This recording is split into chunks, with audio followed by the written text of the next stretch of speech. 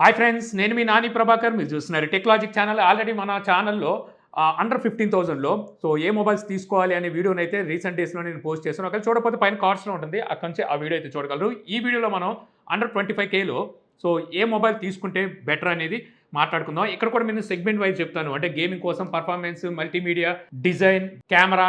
So ఇలాగ ఈ సెగ్మెంట్లో ఏ మొబైల్ మీకు బెటర్గా ఉంటుంది అనేది అయితే చెప్తాను అనమాట. అలాగే ఇక్కడ నేను మొత్తం స్పెసిఫికేషన్ చెప్పను, స్పెసిఫికేషన్ మీకు చూపిస్తాను. ఇందులో హైలైట్స్ మాత్రం మీకు ఇక్కడైతే చెప్తాను. సో ముందుగా చూస్తే మనకి పోకో X6 Pro, యాక్చువల్గా X7 Pro కూడా వచ్చేసింది. అయినప్పటికీ దాని ప్రైస్ ఎక్కువగా ఉంది కాబట్టి మనం ఇప్పటికీ X6 Proని అయితే తీసుకోవచ్చు. ఈ మొబైల్ బ్యాంక్ ఆఫర్స్ అలాగే స్టోరేజ్ వేరియంట్స్ బేస్ చేసుకొని 23,000 నుంచి 25,000 రూపాయల మధ్యలో ప్రైస్ అయితే ఉంటుందన్నమాట. ఇందులో హైలైట్స్ చూసుకుంటే ప్రాసెసర్ MediaTek Dimensity 8300 అల్ట్రా ఈ ప్రాసెసర్ అయితే ఉంటుంది. సో ఈ ప్రాసెసర్ మంచి ప్రాసెసర్ అనమాట. AnTuTu స్కోర్లో కూడా మీకు 1.4 బిలియన్ స్కోర్ అయితే ప్రాసెసర్ చేసింది. ఇక డిస్ప్లే కూడా 6.67 ఇంచెస్ 1.5K రెజల్యూషన్తో AMOLED డిస్ప్లే ఉంటుంది. 120 Hz డిస్ప్లే రిఫ్రెష్ రేట్, అలాగే డాల్బీ విజన్ సపోర్ట్ అయితే ఉంటుంది. సో మల్టీమీడియా కూడా మీకు ఇది బాగుంటుంది. కెమెరాస్ పరంగా చూస్తే రేసెడ్ మనకి మెయిన్ కెమెరా 64 మెగాపిక్సెల్ ఉంటుంది. సోనీ IMX882 ఈ సెన్సార్ ఉంటుంది. OIS కూడా ప్రొవైడ్ చేస్తారు. బ్యాటరీ 5000 mAh బ్యాటరీ ఉంటే 67 వాట్ ఫాస్ట్ ఛార్జింగ్ సపోర్ట్ అయితే చేస్తుంది.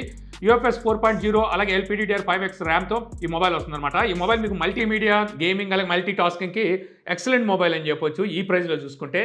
ఇక మోటరోలా నుంచి మోటరోలా H50 Neo ఈ మొబైల్ మీకు 21,000 అయితే వస్తుంది. ఇందులో మనకి 1.5K రెజల్యూషన్తో POLED డిస్ప్లే అయితే ఇస్తారు.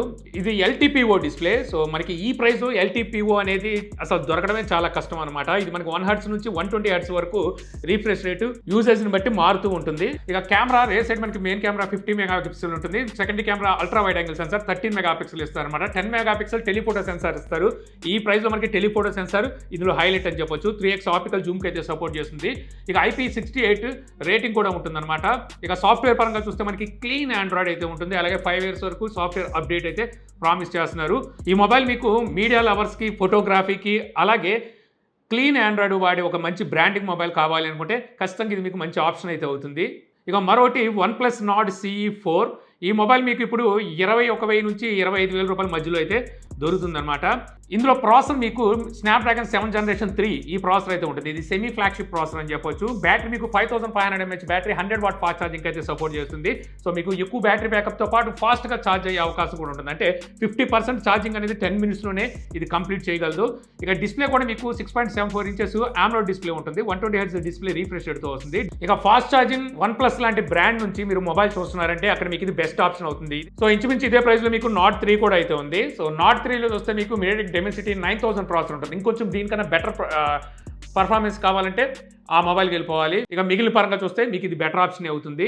ఇక 22 నుంచి 25 మధ్యలో మీకు గేమ్స్ కోసమే మొబైల్ కావాలి అనుకుంటే ఇక్కడ మీకు Infinix GT20 Pro ఈ మొబైల్ అయితే ఉందన్నమాట.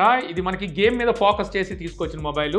144 Hz డిస్ప్లే రీఫ్రెష్ రేట్ ఉంటుంది. AMOLED డిస్ప్లేనే MediaTek Dimensity 8200 అల్టిమేట్ ఈ బడ్జెట్లో మనకి ఇది మంచి ప్రాసెసర్ అని చెప్పొచ్చు గేమింగ్ చూసుకుంటే. అలాగే డిజైన్ పరంగా కూడా బ్యాక్ సైడ్ మనకి RGB లైటింగ్ అయితే ఇస్తారు. సో గేమ్ ఆడే వాళ్ళకి ఈ లైటింగ్ అనేది ఒక స్పెషల్ అట్రాక్షన్ అనమాట. ఇక స్టోరేజ్ టైప్ UFS 3.1 ఉంటే RAM type LPDDR5X RAM type అయితే ఉంటుంది. Advanced vapour chamber cooling system కూడా ఇందులో అయితే ప్రొవైడ్ చేస్తారు. థ్రాట్లింగ్ అన్న హీటింగ్ లేకుండా చూసుకుంటుంది గేమ్స్ ఆడేటప్పుడు. ఇక బడ్జెట్లో మీరు గేమింగ్ కోసం చూస్తున్నారంటే ఇది మీకు బెస్ట్ ఆప్షన్ అయితే అవుతుందన్నమాట. ఇక కెమెరా పరంగా మంచి మొబైల్ కోసం చూస్తుంటే ఇప్పుడు Realme 12 Pro Plus మీకు 25,000 రూపాయలు అయితే వస్తుంది. ఆల్రెడీ Realme 14 Pro Plus కూడా అయితే వచ్చింది. బట్ దాని ప్రైస్ చూస్తే 30,000 రూపాయలు పైనే ఉంది. అలా కాకుండా మీరు అండర్ 25Kలో చూస్తున్నారు అనుకుంటే అక్కడ ఇది మీకు బెస్ట్ ఆప్షన్ అయితే అవుతుందన్నమాట. ఈ మొబైల్లో మనకి main highlight cameras. So camera చూస్తే రేట్ సైడ్ మనకి main camera 50 megapixel Sony IMX890 ఈ సెన్సార్ అయితే ఉంటుంది. ఇందులో 64 మెగాపిక్సెల్ పెరిస్కోప్ టెలిఫోటో సెన్సార్ అయితే ఉంటుందన్నమాట. 3x ఆప్టికల్ జూమ్కి అయితే సపోర్ట్ చేస్తుంది. ఈ ప్రైస్లో మనకి పెరిస్కోప్ టెలిఫోటో సెన్సార్ ఆఫర్ చేస్తున్నారు వీళ్ళు. అలాగే 120x వరకు మనకి జూమ్ కూడా సపోర్ట్ అయితే చేస్తుంది. అలా అని చెప్పి మీడియా లవర్స్కి ఇదేం బాగోదంటే కాదు, మీకు డిస్ప్లే కూడా చాలా బాగుంటుంది. డిస్ప్లే మీకు AMOLED డిస్ప్లే ఉంటుంది. 120 Hz డిస్ప్లే రీఫ్రెష్ రేట్తో వస్తుందన్నమాట. డిజైన్ కూడా మీకు వ్యాగన్ లెదర్ బ్యాక్ సైడ్ వస్తుంది. అలాగే ఇక్కడ వీళ్ళు లగ్జరీ వాచ్ డిజైన్ అయితే మనకి కెమెరాకి వీళ్ళు తీసుకొచ్చారు. సో ఫోటోగ్రఫీ కోసం అలాగే DSLR లెవెల్లో మీరు జూమింగ్ చేసుకుంటారు అనుకుంటే ఈ మొబైల్ మీకు బెస్ట్ ఆప్షన్ అయితే అవుతుంది. సో ఇలాంటి వీడియోస్ చేయడానికి చాలా రీసెర్చ్ చేయాల్సి ఉంటుందన్నమాట. అలాగే అన్ని పాయింట్లు కూడా రాసుకోవాల్సి ఉంటుంది. సో వీడియో ఇంకా లైక్ చేయకపోతే ఇప్పుడే లైక్ చేయండి. అలాగే మన ఛానల్ సబ్స్క్రైబ్ చేసుకోకపోతే ఇప్పుడే సబ్స్క్రైబ్ చేసుకోండి. ఇక ఆండ్రాయిడ్ ఫోన్స్లో మీరు రెగ్యులర్గా డిజైన్లు కానీ రెగ్యులర్ యూఐని కానీ చూసి విసిగిపోయి ఉంటే సో అక్కడ మీకు నథింగ్ ఫోన్ 2A అలాగే 2A ప్లస్ ఈ రెండు మొబైల్స్ అయితే ఉన్నాయి. 20,000 నుంచి 24,000 రూపాయల మధ్యలో ఈ మొబైల్స్ అయితే వస్తాయన్నమాట. మీ బడ్జెట్ని బేస్ చేసుకొని 2A తీసుకుంటారా 2A ప్లస్ తీసుకుంటారా మీ ఇష్టం. సో రెండిట్లోనే మీకు పెద్ద డిఫరెన్స్ అయితే ఉండదు. మెయిన్లీ చూసుకుంటే ఈ మొబైల్ మనకి డిజైన్ ట్రాన్స్పరెంట్ బ్యాక్స్ అయితే వస్తుంది. అక్కడ మీకు గ్లిఫ్ ఇంటర్ఫేస్ అయితే ఉంటుంది. LED డిస్కో లైట్స్ జిగా మెరుస్తూ ఉంటాయి. చూడడానికి చాలా ఆకర్షణీయంగా ఉంటాయి. సో ఎవరికైనా చూపించినప్పుడు ఈ మొబైల్ ముందు వాళ్ళని ఆకట్టుకుంటుందని చెప్పొచ్చు అనమాట ఆ లైటింగ్ డిజైన్. అంతేకాదు ఈ గ్లిఫ్ ఇంటర్ఫేస్ అనేది మనం చాలా రకాలుగా గెస్చర్లా కూడా వాడుకోవచ్చు. ఇక ఆపరేటింగ్ సిస్టంలో కూడా మీకు 0 బ్లోట్వేర్తో అయితే వస్తుంది. సో అంటే క్లీన్ ఆండ్రాయిడ్ ఉంటుంది, ఎక్కడ మీకు చికాకు పుట్టించదు. ఇక పర్ఫార్మెన్స్ విషయానికి వస్తే మీడియాటెక్ డెమెసిటీ 7200 ఈ ప్రాసెసర్ మీకు 2Aలో ఉంటే ప్లస్లో 7350 ఈ ప్రాసెసర్ అయితే ఉంటుంది. 5000 mAh బ్యాటరీతో వస్తుంది. 45 వాట్ ఫాస్ట్ ఛార్జింగ్ ఉంటుంది. ప్రోలో చూస్తే 50 వాట్ ఫాస్ట్ ఛార్జింగ్ ఉంటుంది. ఫ్రంట్ కెమెరా కూడా 50 మెగాపిక్సెల్ అయితే ఇస్తారు. సో డిజైన్ పరంగా ఒక మంచి మొబైల్ కావాలి, సో ఫ్రెష్ ఫీలింగ్ ఉండాలి, అలాగే క్లీన్ ఆండ్రాయిడ్ ఉండాలి, ఎక్కువ చికాకు పుట్టించకూడదు అనుకుంటే సో అక్కడ మీకు ఈ మొబైల్ బెస్ట్ ఆప్షన్ అయితే అవుతుంది. ఇక మీరు వివో అండ్ ఐక్యూ లవర్స్ అనుకోండి, సో ఇక్కడ మీకు 25,000 రూపాయల లోపు Vivo T3 Pro, iQOO G9s Pro, so ఈ రెండు మొబైల్స్ ఉన్నాయి. రెండింటికి పెద్ద డిఫరెన్స్ అయితే ఉండదు. సో రెండు ఒకటే. మీకు ప్రైస్ ఏది తక్కువలో వస్తే సో ఆ మొబైల్ అయితే తీసుకోవచ్చు అనమాట.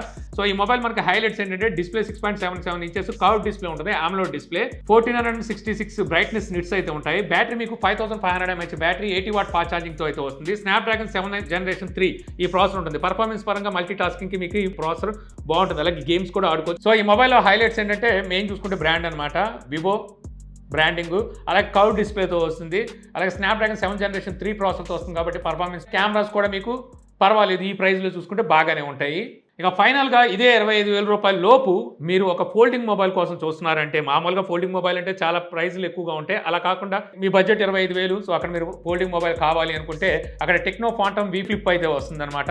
ఈ మొబైల్లో డిస్ప్లే సైజ్ మీకు 6.9 ఇంచెస్ AMOLED డిస్ప్లే అయితే ఉంటుంది, 1.32 ఇంచెస్ కవర్ డిస్ప్లే అయితే ఉంటుంది. ఇక కెమెరా కూడా మెయిన్ కెమెరా 64 మెగాపిక్సెల్ ఉంటుంది, secondary camera 13 megapixel ultra wide యాంగిల్తో వస్తుంది. సో ఈ మొబైల్లో బెస్ట్ ఏంట్రా అంటే 25,000 రూపాయల్లో ఫోల్డింగ్ మొబైల్ అనమాట. ఇది మొబైల్కి సేలింగ్ పాయింట్.